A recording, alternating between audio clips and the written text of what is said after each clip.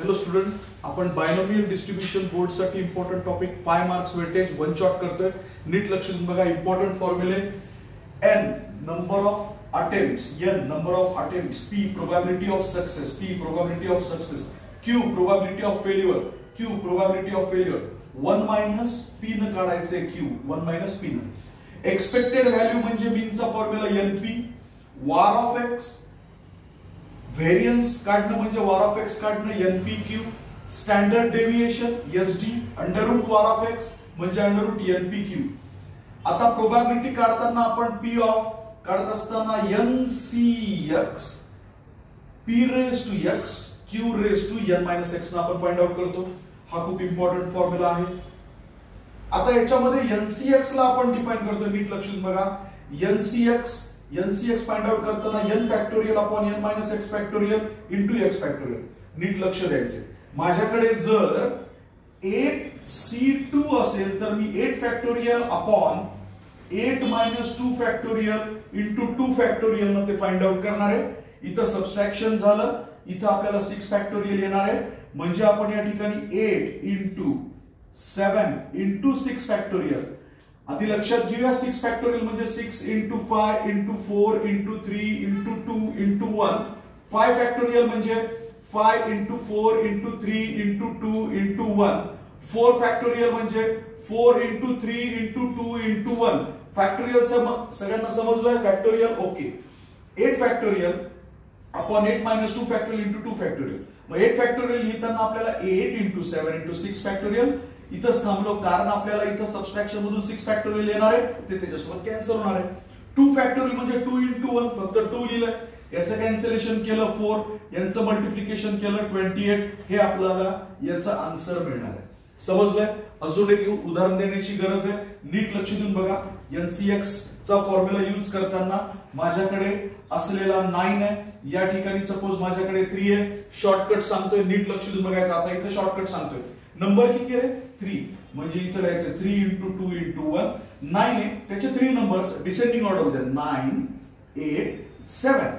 आता जर आपण याला केलं, इथं डिवाइड करून घेतलं 4 मिळेल, इथं डिवाइड केलं 3 आणि मग याचं मल्टिप्लिकेशन सगळ्या जणांचं केलं की आपल्याला आन्सर मिळते. शॉर्टकट अजून एकदा सांगतोय. नीट लक्ष देऊन बघ. माझ्याकडे 10c2 आहे सपोज. आता इथं 2 आहे म्हणजे 2 इंटू 1 लिहिलं. याचे फक्त डिसेंडिंग ऑर्डर मध्ये 2 नंबरच लिहायचे. कॅन्सलेशन केलं, आपण याचं मल्टिप्लिकेशन केलं, 45 विल बी द आन्सर. समजतंय? अजून एकदा शॉर्टकट सांगतोय. पटकन लक्ष देऊन बघायचं. सगळं हेच कॅल्क्युलेशन करताना इथंच आपलं येऊन अडतंय, आपल्याला लक्षात येत नाही. या ठिकाणी 3 आहे. सपोज मी या ठिकाणी जर 4 घेतलं तर कसं होईल? नीट लक्ष देऊन बघा. किती आहे? 4 म्हणजे इथं लिहिणार 4 इंटू 3 इंटू 2 1 लिहिण्याची गरज नाही. 12 लिहिताना लिहिणार आहे 12.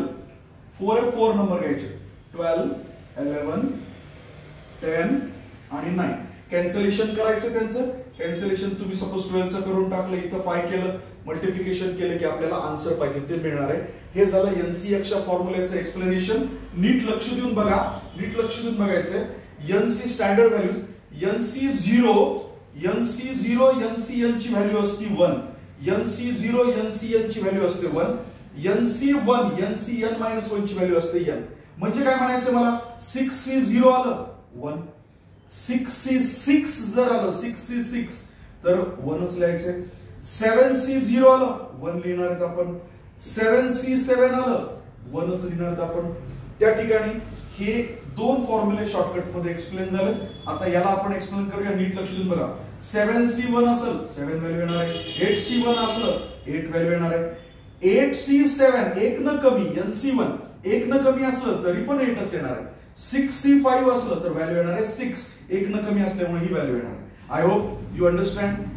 हे कसं करायचं हे तुम्हाला लक्षात आलं असेल. Okay.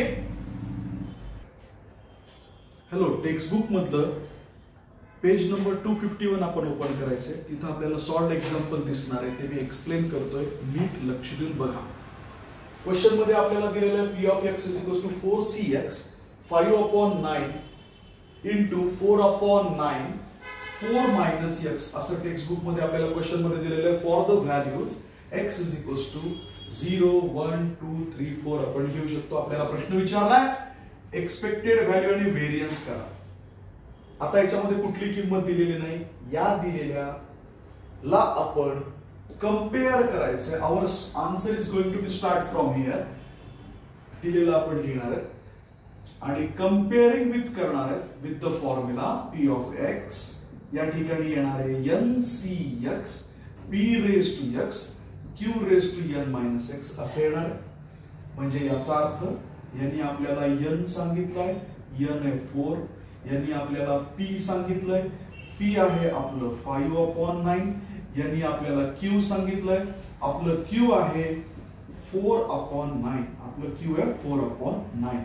Now what we have to find? We have to find expected value. We already seen the formula. That is expected value is n into p. So n is our 4, p is our 5/9. So the answer will be 20/9.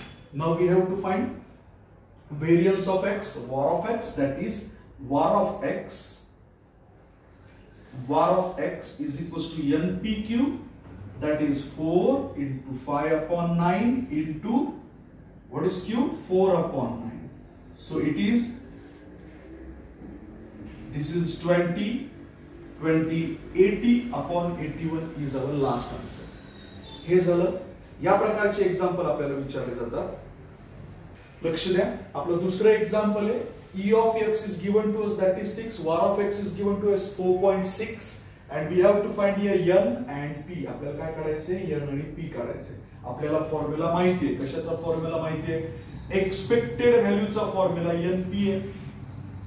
इथं given value expected value आपल्याकडे आहे ती आपण घेणार आहे. That is np is equals to we got there. इथं value लिहून इथं इकडे याला इकडे लिहिलंय.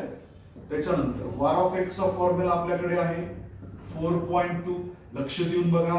त्याला सोडवत असताना आपल्याला npq येतंय 4.2. जर आपण याला याने डिवाइड केलं np cancel. So we can write here var of x upon e of x is equals to npq upon np. That is 4.2 upon 6. n cancel, pp cancel. आपल्याला काय मिळालं रे? q मिळालं. किती मिळालं रे? 0.7. मग p काढतात. p कसं काढायचं? 1 मायनस q नी काढायचं. 1 मायनस 0.7 म्हणजे याचा अर्थ किती झालं? 0.3. याचा अर्थ किती झालं? 0.3 झालं. आता आपल्याला n काढायचं with the help of e of x. We know e of x is what? e of x is np. So now we got here n, we got here p. Value of p is 0.3. आपल्याला p ची किंमत मिळालेली ती आपण इथं ठेवली. n आपल्याला माहित नाही, आपल्याला काढायचंय. e ऑफ x मात्र आपल्याला माहिती आहे, ते आपल्याकडे 6 आहे. याला या बाजूला पाठवलं डिव्हिजन मध्ये जाईल. 6/0.3. n डिव्हिजन केलं, डेसिमल पॉइंट सरकवायचं असेल तर वर 0 वाढवावं लागेल. म्हणजेच काय होणार रे? 60/3. कॅन्सलेशन केलं किती मिळेल रे? 20. So we got here n is equals to 20 and p is equals to 0.3. It is our last answer. अशा प्रकारचे प्रश्न बऱ्याचदा परीक्षेला पडतात. हॅलो, आपण टेक्स्टबुक मधलं सॉर्ट एक्झाम्पल बघूया. सॉर्ट एक्झाम्पल याच्यामुळे कारण टेक्स्टबुक सगळ्यांकडे अवेलेबल असते, सगळ्यांना आन्सर बघता येते, ते तुम्ही बघू शकता. पेज नंबर 249 वरचं एक्झाम्पल नंबर 1. बायनोमियल डिस्ट्रीब्युशनचं सगळ्यात महत्वाची गोष्ट असते की तुम्ही प्रश्न लिहून काढायचे. त्या प्रश्नाला उत्तर न बघता त्या प्रश्नात काय काय दिलेलं ते नीट समजून घ्यायचे. जसं की अ fair coin is tossed 10 time. 10 time म्हणजे नंबर ऑफ अटेम्प्ट आपलं n झालेलं आहे. n इज इक्वल्स टू झालं 10. असं तुम्हाला नोटबुक घेऊन बाजूला लिहायचं. त्याच्यानंतर काय? Find the probability of number 1 getting exactly 6 head, number 2 at least 6 head, number 3 at most 6 head. आता आपण जर नीट लक्ष दिलं तर जेव्हा जेव्हा आपल्याला कॉइनचं सम येणार आहे त्या वेळेला आपल्याला p नेहमी घ्यायचंय 1/2. कारण अ कॉइन इज टॉस्ड केला आपण की एकतर हेड नाहीतर टेल पडणार आहे. म्हणजे दोन गोष्टी येऊ शकतात, हेड किंवा टेल. कॉइनचं गणित असलं की नेहमी p 1/2 घ्यायचंय. ऑब्विसली हाफ जर p असेल तर q काय मिळणार? 1 - p म्हणजे काय येणार रे? 1 minus 1 by 2 म्हणजेच 1 by 2. So we get the value of Q also 1 by 2. आपण या ठिकाणी लिहायला पाहिजे B NP असं लिहायला पाहिजे असतं. त्या ठिकाणी B N ची व्हॅल्यू किती आहे रे? 10. P ची व्हॅल्यू किती आहे? 1 by 2. आता त्यांनी काय काय विचारलं आपल्याला? एक्झॅक्टली 6 म्हणजे P of x is equals to 6 विचारलं. आपल्या फॉर्म्युल्याप्रमाणे आपण लिहूया. फॉर्म्युला आपल्याला सांगतो n म्हणजे 6, C n किती आहे? सॉरी n आपलं 10, n चं काम करतं 10, 6 P 1 by 2 raise to power x म्हणजे 6. आता याचं subtraction 1 by 2 n minus x होतंय म्हणजे या ठिकाणी यायला पाहिजे 4. बेस सेम आहे म्हणून त्याच्या डिग्रीचं ऍडिशन होणार, पॉवरचं ऍडिशन होणार. म्हणजे आपल्याकडे काय आलं? 10 C 6 1 by 2 रेज टू 10. या ठिकाणी आपण जर फाइंड आउट केलं, याची व्हॅल्यू फाइंड आउट करायची, आपण रफली फाइंड आउट करू शकतो. मी रफली फाइंड आउट करतो, नीट लक्ष देऊन बघायचं. इथं 6 लिहिलेलं आहे, वर 10 आहे म्हणजे मी काय करणार आहे? 10 9 8 7 6 नंबर 1 2 3 4 5. आता हा 6वा नंबर. इथं 6 से 6 5 4 3 2. 6 6 कॅन्सल झालं, 5 5 कॅन्सल झालं. सॉरी एवढे करत बसण्याची, आता केलंय तर आपण असं राहू देऊया. खरं तर यांचं सबट्रॅक्शन केल्यानंतर 4 येतं, त्याचं पण मी करून दाखवतो, लक्ष देऊन बघा. आता या ठिकाणी हे 8 कॅन्सल झालं याच्यासोबत आणि 9 ने डिवाइड केलं तर इथे येते 3. म्हणजे याच्याऐवजी दुसरी पण सिस्टम, यांच्यातला डिफरन्स किती आहे? 4 आहे. 4 म्हणल्यानंतर 4 नंबर्स आहेत 10 9 8 7. आता 4 4 3 2. हे 8 या 8 ला कॅन्सल करतील, या ठिकाणी 3 आलं. इथं सुद्धा दोन्ही प्रकारे आपल्याला करतील. असं केलं तरी 210 येणार आहे, असं केलं तरी 210 येणार आहे. नीट लक्ष देऊन बघायचं. आता ही जी व्हॅल्यू आली ती 210 आपल्याला मिळालेली आणि इथं आपल्याला 1/2 रेज टू 10 आहे. सो अवर लास्ट आन्सर याचं जे आहे ते लास्ट आन्सर आपल्याला लिहिता येऊ शकतंय 2 रेज टू 10. प्लीज नीट लक्ष देऊन बघा. इथं 210 आहे आणि या ठिकाणी आपल्याला 2 रेज टू 10 आहे. ओके, हे फर्स्टचा आन्सर झालं. चला दुसऱ्याचा आन्सर बघूया आपण. सेकंडचा आन्सर कसं करायचं ते नीट लक्ष देऊन बघायचं. प्रश्नामध्ये काय म्हणलंय त्यांनी? ऍट लिस्ट म्हणजे कमीत कमी. ऍट लिस्ट म्हणजे कमीत कमी, म्हणजे याचा अर्थ आपल्याला 6 पेक्षा जास्त घेता येतील, 6 किंवा 6 पेक्षा जास्त. ऍटलिस्ट म्हणजे x हा मोठा असला पाहिजे. मग त्यामुळे आता या इथे कोण कोण येऊ शकते रे? 10 अटेम्प्ट्स केलेले आहेत, नीट लक्ष देऊन बघा. 6 7 P of 8 P of 9 आणि P of 10 असं येणार. या सगळ्या ठिकाणी फॉर्म्युल्यांमध्ये नीट लक्ष दिलं तर या ठिकाणी 10C 6 इथं यायला पाहिजे. P आणि Q इथं समान आहे. 1/2 ब्रॅकेट रेज टू इथला 6 1/2 ब्रॅकेट रेज टू इथला 4. असं सगळ्या जणांचं आपण लिहायचंय. ते सगळं केल्यानंतर आपल्याला काय मिळते नीट लक्ष देऊन बघायचं. इथं 6 या सगळ्या ठिकाणी 1/2 रेज टू पॉवर 10 याचं झालं. 1 इथं 7 झालंय तर 1/2 रेज टू पॉवर इथं पण 10 येणार आहे. असं का होणार आहे? कारण बेस सेम असल्यामुळं डिग्रीचं ऍडिशन झालं. असं या सगळ्या ठिकाणी आपल्याला मिळणार आहे. इथं झालेला 8 1/2 रेज टू 10. इथं झालेला 9 खाली लिहितो दिसताना अडचण येऊ नये म्हणून 10C 9 1/2 रेज टू 10 आणि लास्टचा 10C 10 1/2 रेज टू 10 असं आपल्याला लिहिता येऊ शकतं. या सगळ्या जणांचं 1/2 रेज टू 10 जर आपण कॉमन काढलं तर यांच्या व्हॅल्यूचं ऍडिशन होणार आहे. So we can write there. हे जरा वर लिहितोय, जरा लक्ष देऊन बघा. आपल्याला लिहिता येते P of x is हे कसं येईल रे? 1/2 रेज टू 10 मी कॉमन काढलं तर मला येते 10C6 पासून ऍडिशन करेल 10C10 पर्यंत ऍडिशन होणार आहे. या सगळ्या जणांचं ऍडिशन आपल्याला इथे येणार आहे. ऍडिशन केल्यानंतर जर आपण व्हॅल्यूज फाइंड आउट केल्या या सगळ्या जणांच्या, आपण बघितलंय आधी फॉर्म्युला सांगितला होता NCN असेल तर त्याचं 1 होतंय. सगळ्या जणांच्या किमती इथे ही व्हॅल्यू ऑलरेडी फाइंड आउट केलेली आहे. आता 10C7 ची 3 चा डिफरन्स म्हणजे या ठिकाणी आपण 10 9 8 या ठिकाणी 3 2 कॅल्क्युलेशन केलं इथं 3 मिळेल आपल्याला, या ठिकाणी 4 मिळेल. So we'll get there 120. आता 8 चा जर विचार केला 10C 8 ची व्हॅल्यू जर मला काढायची असेल तर 10 9 इथं 2 आलेलं 5 45 आपल्याला व्हॅल्यू मिळणार आहे. So we'll get there value 45. इथं 45 किंमत मिळणार आहे. अजून एक नीट लक्ष दिलं तर आपल्याला कळतंय की 10C 9 ची व्हॅल्यू किती यायला पाहिजे रे 10 आणि 10C 10 ची व्हॅल्यू किती यायला पाहिजे 1 आणि हा आपल्याकडे असलेला 1/2 2 या सगळ्या जणांचं ऍडिशन करायचंय आणि त्याचं लास्ट आन्सर आपण बघू शकतो टेक्स्ट बुक मध्ये आपल्याला त्याचं लास्ट आन्सर मिळालेलं आहे. The last answer of that one is after doing total addition that is 386 upon this one. After cancellation we'll get there 193 upon 512. हे त्याचं लास्ट आन्सर असणार आहे.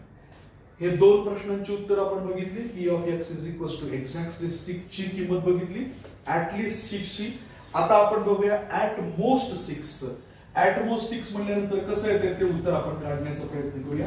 थोडंसं वरनं स्टार्ट करतो आता, नीट लक्ष देऊन बघा कसं करणार आहेत आपण, ते कसं सोडवणार आहेत ते आपण बघूया. आता या ठिकाणी आपल्याला ऍट मोस्ट 6 करायचंय, त्यावेळेस आपण काय करत असतो 6 आणि 6 पेक्षा लहान हे ऍट मोस्ट जास्त त्याच्यापेक्षा खालच्या किमती घ्यायच्या. म्हणजे कोण येणार आहे P of 0 P of 1 P of 2 P of 3 P of 4 P of 5 P of 6 या किमती तिथे येऊ शकतात. त्याच्याऐवजी आपण 6 आणि 6 च्या वरची काढलेले असल्यामुळं ते जरी सबट्रॅक्ट केलं तरी आपल्याला त्याची व्हॅल्यू फाइंड आउट करता येते. म्हणजे जर आपण या ठिकाणी 1 minus P of x is greater than 6 जर केलं तर ते जास्त सोपं जाईल. म्हणून या ठिकाणी आपण असं करूया, आता ग्रेटर दॅन मध्ये कोण कोण येईल रे P of 7 P of 8 P of 9 आणि P of 10 हे आपल्याला मिळते. P of 10. आता यांच्यातला एक्सपोनेन्शियल जो आहे म्हणजे आपल्याला 2 raised to जे काय आपल्याला 1/2 raised to जे मिळते ते ऑलवेज 10 येणार आहे. ते आपण याच्यातलं कॉमन काढून टाकू सगळ्यांमधलं. मग आपल्याला काय काय म्हणता येऊ शकते 1 मायनस 1 अपॉन 2 raised to 10 याचं असलेलं 10C 7 याचं 10C 8 याचं 10C 9 याचं 10C 10. आता काय करूया यांच्या व्हॅल्यूज काढल्या 3 यांच्यातला डिफरन्स 3 असल्यामुळे आपण काय करणार आहे, मला याची किंमत काढायची तर रफली आपण इथं सॉल्व्ह करूया. लक्ष देऊन बघा 10 9 8 अपॉन डिफरन्स 3 आहे म्हणून 3 2 याने याला 3 याने याला 4 120 आलं. इथं डिफरन्स 2च आहे, इथं डिफरन्स 2च आहे म्हणजे आपण काय करणार आहे डिफरन्स 2च आहे म्हणजे 10 आणि 9 घेणार आहे, खाली फक्त 2 येणार 45. इथं 5 आल्यामुळे 45 व्हॅल्यू आली. एकचा डिफरन्स असला तर डायरेक्टच 10, डिफरन्सच नसला तर 1 लिहून टाकायचं.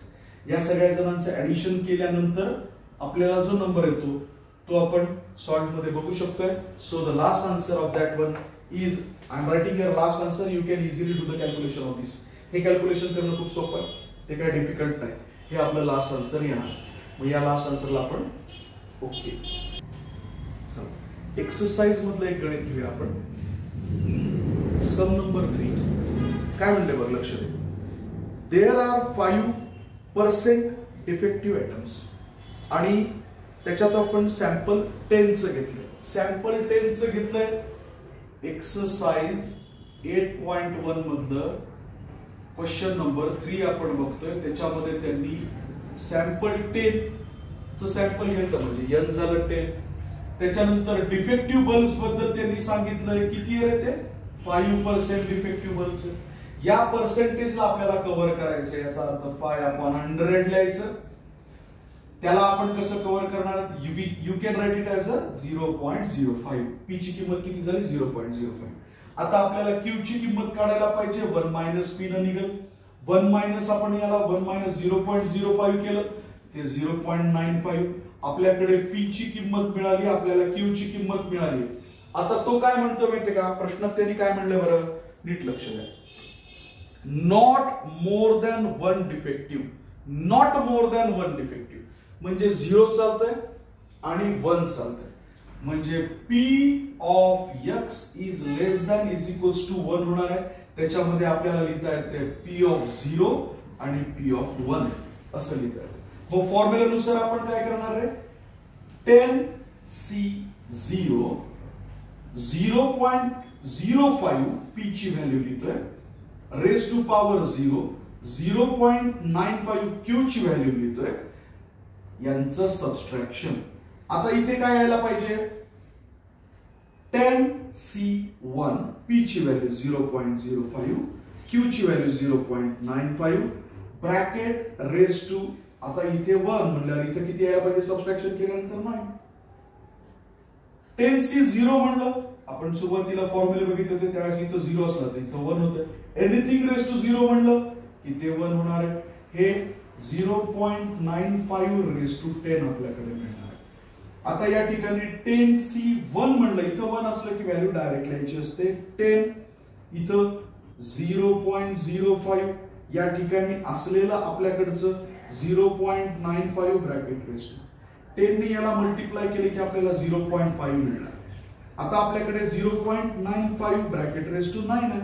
इथं सगळं मिळून काय आहे? 0.95 ब्रॅकेट रेस टू 10 आहे.